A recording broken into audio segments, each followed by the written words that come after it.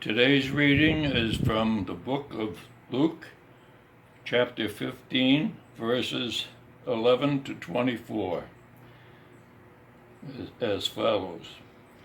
And then he said, a certain man had 2 sons, and the younger of them said to his father, Father, give me the portion of goods that falls to me. So he divided to them his livelihood.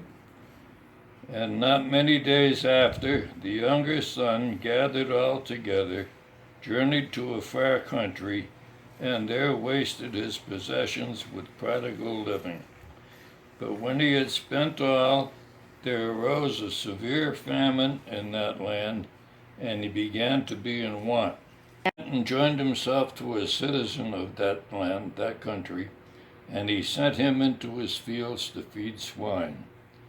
And he would gladly have filled his stomach with the pods that the swine ate, and no one gave him anything. But when he came to himself, he said, How many of my father's hired servants have bread enough and to spare, and I perish with hunger? I will arise and go to my father, and will say to him, Father, I have sinned against heaven and before you, and I am no longer worthy to be called your son. Make me like one of your hired servants. Okay. And he arose and came to his father.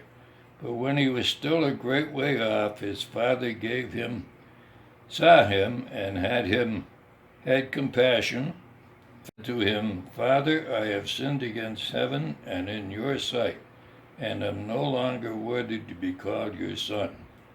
But the father said to his servants, Bring out the best robe and put it on him, and put a ring on his hand and sandals on his feet.